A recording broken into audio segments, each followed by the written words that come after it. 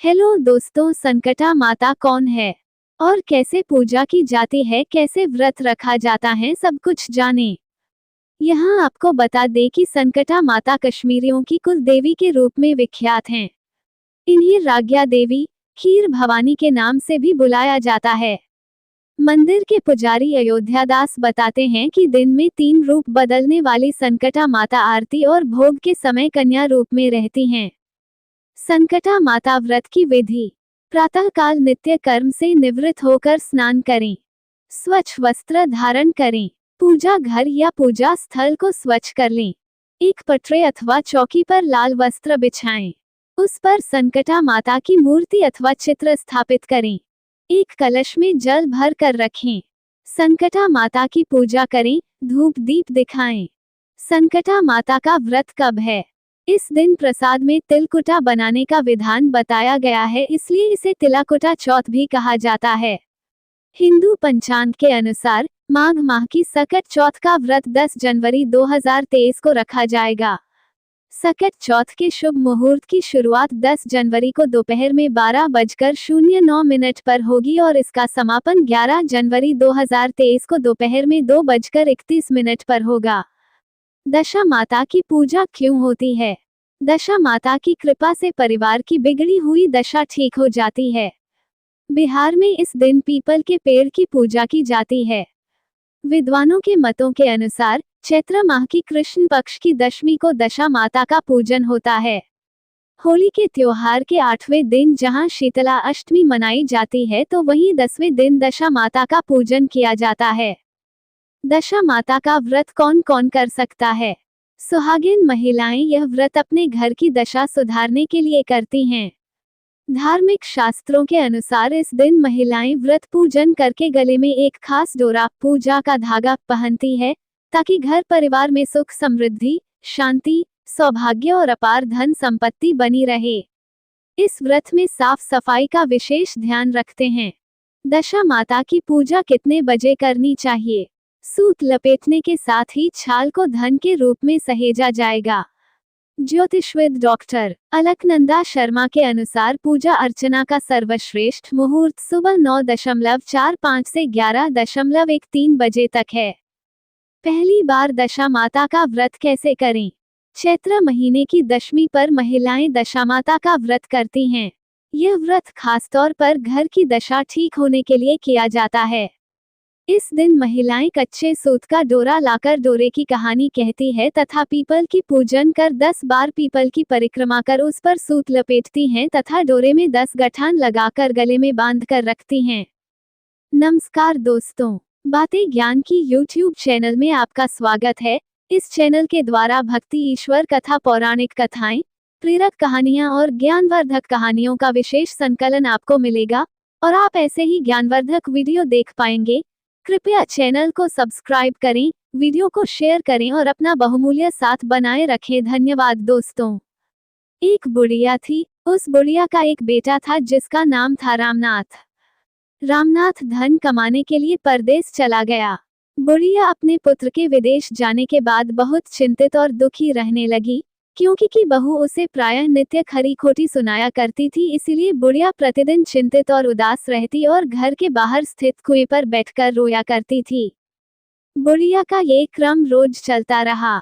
एक दिन कुएं में से दिए की माँ नामक एक स्त्री निकली और उसने बुढ़िया से पूछा, बूढ़ी माँ, तुम इस तरह बैठकर क्यों रोती हो? तुम्हें किस बात का कष्ट है? तुम मुझे अपना दुख बताओ, मैं तुम्हारे दुख दूर करने का प्रयत्न करूंगी। बुढ़िया ने उस स्त्री का प्रश्न सुनकर कोई भी जवाब नहीं दिया और रोती ही रही। दिए की माँ बार बार एक प्रश्न दोहराई जा रही थी। वह बुढ़िया इस बात से झुंझुला उठी। उस बुढ़िया ने दिए की माँ से कहा, तुम मुझे बार बार ऐसा क्यों पूछ रही हो? क्या सचमुच ही तुम मेरा दुख जानकर उसे दूर कर दोगी? बुढ़िया की बात सुनकर दिए की माँ ने उत्तर दिया, मैं अवश्य ही तुम्हारे कष्टों को दूर करने का प्रयत्न करूंगी। बुढ़िया ने दिए की माँ का ऐसा आश्वासन पाकर कहा, मेरा बेटा कमाने के लिए परदेश चला गया है। उसके पीछे मेरी बहू मुझे बहुत बुरा भला कहती रहती है। यही मेरे दुख का कारण है। बुढ़िया की बात सुनकर दिए की माँ ने कहा, यहाँ के वन में संकटा माता रहती है। तुम अपना दुख उनसे सुनाकर कष्ट से छुटकारा पाने के लिए प्रार्थना करो। माँ बहुत दयालु हैं, दुखियों के प्रति बहुत सहानुभूति रखती हैं।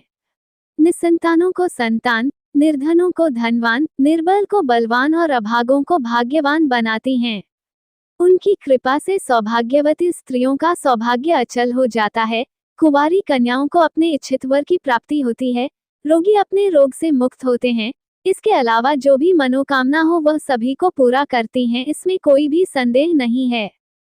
दिए की माँ से ऐसी विलक्षण बात को सुनकर बुढ़िया संकटा माता के पास गई और उनके चरणों पर गिरकर विलाप करने लगी। संकटा माता ने बड़े ही दयालु होकर बुढ़िया से पूछा, बुढ़िया तुम किस कारण इतने दुख से बार बार रोती रहती हो? बुढ़िया ने कहा, हे माता, आप तो सब कुछ जानती हो, आपसे तो कुछ भी छिपा नहीं है। आप मेरे दुख को दूर करने का आश्वासन दे तो मैं अपनी दुखद गाथा आपको सुनाऊं। बुढ़िया की बात सुनकर संकटा माता ने कहा, मुझे पहले अपना दुख बताओ, दुखियों का दुख दूर करना ही मेरा काम है। संकटा माता के ऐसा कहने पर बुढ़िया ने कहा, हे माता, मेरा लड़का परदेश चला गया है, उसके घर में ना रहने से मेरी बहू मुझे बहुत तरह तरह की सुनाया करती है। उसकी बातें मुझसे सहन नहीं होती, इसी कारण परेशान होकर मैं बार बार रोया करती हूँ। बुढ़िया की इस दर्द भरी कथा को सुनकर संकटा माता ने कहा, तुम घर जाकर मेरे लिए मन्नत मनौती मांगकर मेरी पूजा करो, इससे तुम्हारा लड़का सकुशल घर वापस आ जाएगा। मेरी पूजा के दिन सुहागन स्त्रियों को आमंत्रित कर उन्हें भोजन कराना, ऐसा करने से तुम्हारा लड़का अवश्य ही तुम्हारे पास आ जाएगा। संकटा माता के कहे अनुसार उस बुढ़िया ने मनौती मांगकर पूजा की और सुहागिन स्त्रियों को भोजन के लिए आमंत्रित किया, परंतु विचित्र बात ये हुई, जब बुढ़िया ने स्त्रियों के लिए लड्डू बनाने शुरू किए तो उससे 7 की जगह 8 लड्डू बन गए। इस बात से बुढ़िया बहुत ही असमंजस में पड़ गई। ऐसा होने का क्या कारण है? कहीं मुझसे गिनने में तो गलती नहीं हो रही, अथवा अपने आप 8 लड्डू बन जाने का कोई अन्य कारण है? उसी समय संकटा माता एक वृद्ध स्त्री के रूप में बुढ़िया के सामने प्रकट हुई और बुढ़िया से पूछा, क्यों बुढ़िया, आज तुम्हारे यहाँ कोई उत्सव है क्या? ये सुनकर बुढ़िया बोली, आज मैंने संकटा माता की पूजा की है और सुहागिन स्त्रियों को भोजन के लिए आमंत्रित किया है, किंतु जब गिनकर 7 लड्डू बनाती हूँ तो वे लड्डू अपने आप ही 8 बन जाते हैं। मैं इसी बात से चिंता में पड़ गई हूँ। बुढ़िया की बात सुनकर संकटा माता ने कहा, क्या तुमने किसी बुढ़िया को भी आमंत्रित किया है? बुढ़िया कहने लगी, नहीं, मैंने ऐसा नहीं किया, परंतु तुम कौन हो? संकटा माता ने कहा, मैं बुढ़िया हूँ, मुझे ही आमंत्रित कर लो। ऐसा सुनकर बुढ़िया ने उस बुढ़िया रूपधारी संकटा माता को भोजन के लिए आमंत्रित कर लिया।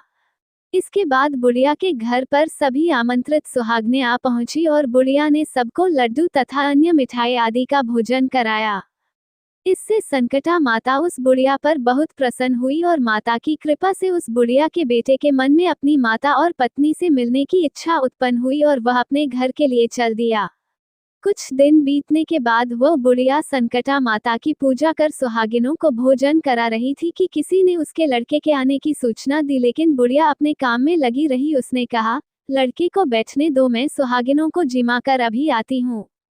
लड़के की बहू ने पति के आने का समाचार सुना, उसी क्षण पति के स्वागत के लिए तुरंत घर की ओर चल दी।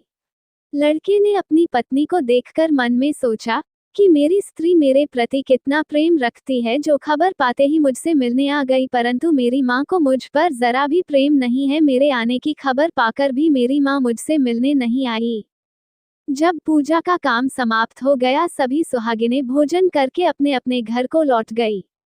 बुढ़िया अपने बेटे से मिलने के लिए उसके पास पहुंची।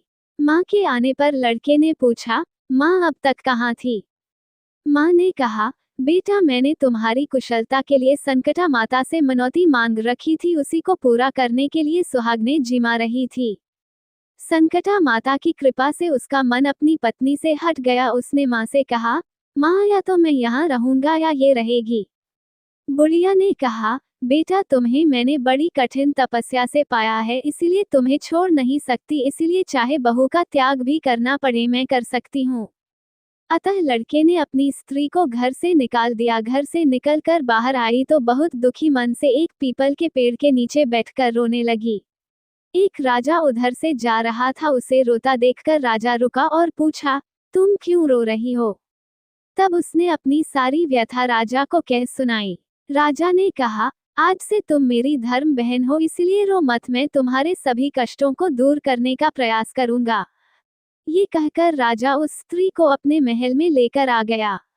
महल जाकर राजा ने रानी को सारी कथा सुनाई और रानी को कहा, देखो आज से मेरी यह धर्म बहन है, इसी महल में रहेगी और इसको किसी भी प्रकार का कष्ट नहीं होना चाहिए।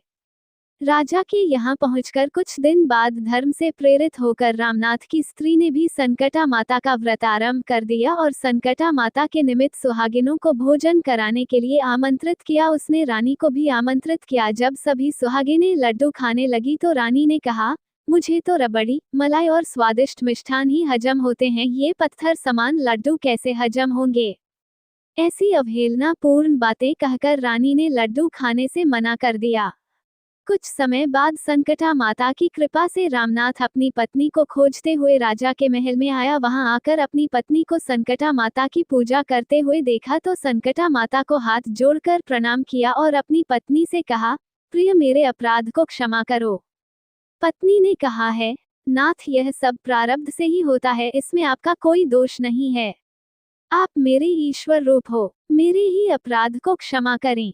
ये कहकर दोनों ने विधि पूर्वक संकटा माता व्रत कथा सुनी, संकटा माता की पूजा की। पूजा को समाप्त कर सुहागिनों को जिमा कर दोनों पति पत्नी अपने घर की ओर प्रस्थान के लिए तैयार हुए। जाते समय रामनाथ की स्त्री ने राजा रानी से कहा, जब मुझ पर दुख पड़ा था तो आप लोगों ने धर्म बहन बनाकर मुझे आश्रय दिया था। यदि आपको किसी भी तरह की सहायता की आवश्यकता हो तो मेरी कुटिया में निसंकोच चले आना। ऐसा कहकर दोनों पति पत्नी अपने घर चले आए। संकटा माता के प्रसाद का निरादर करने के कारण रानी पर भारी संकट आ पड़ा। रामनाथ की बहू के जाते ही उनका राजपाट नष्ट हो गया। ऐसी विपत्ति में पड़कर रानी ने राजा से कहा, न मालूम वह तुम्हारी धर्म बहन कैसे थी, उसके यहाँ से जाते ही सब कुछ नष्ट हो गया। रानी ने राजा से कहा, जाते समय वह कह गई थी कि जब मेरे पर कष्ट पड़ा था तब मैं तुम्हारे यहाँ आई और कदाचित तुम्हारे ऊपर कोई भी कष्ट पड़े तो तुम मेरे घर चले आना, इसलिए हम लोगों को उसके यहाँ ही चलना चाहिए।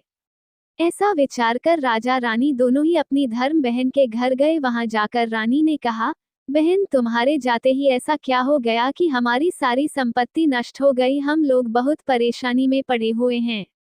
रानी की बात सुनकर रामनाथ की स्त्री ने कहा, बहन मैं तो कुछ नहीं जानती, मेरी तो सब करता धरता संकटा माता है, इसके अतिरिक्त कोई दूसरा नहीं। इसलिए मेरी राय में तुम संकटा माता से अपनी भूलों के लिए क्षमा याचना करो, उन्हीं की मान मनौती से तुम्हारा काम बन जाएगा। तुम्हारे सारे बिगड़े काम अपने आप सुधर जाएंगे। रामनाथ की स्त्री की बातें सुनकर रानी ने श्रद्धा भक्ति से संकटा माता का व्रत किया और सुहागिनों को जिमाकर अनजाने में हुई अपनी सब भूलों के लिए संकटा माता से बार बार क्षमा मांगी। रानी के ऐसा करते ही संकटा माता प्रसन्न हो गई और रात में रानी को स्वप्न में कहा कि तुम दोनों पति पत्नी अपने महल को चले जाओ, वहां जाकर मेरी पूजा करना और मेरे निमित्त सुहागिनों को जिमाना। ऐसा करने से तुम्हारा गया हुआ राजपाट तुम्हें दोबारा वापस मिल जाएगा। सुबह होते ही रानी ने अपने स्वप्न की बात राजा को बताई। रानी की बात सुनते ही राजा उसी क्षण रानी को साथ लेकर अपने महल की ओर चल दिया। महल में आने के बाद राजा रानी ने संकटा माता के कहे अनुसार पूर्ण भक्ति भाव से माता संकटा की पूजा की और सुहागिनों को भोजन कराया। ऐसा करने से उनका बिगड़ा हुआ सारा समय सुधर गया और सारा राजपाट उन्हें वापस मिल गया और वह पहले की तरह राज्य को भोगने लगे। बोलो संकटा मैया की जय।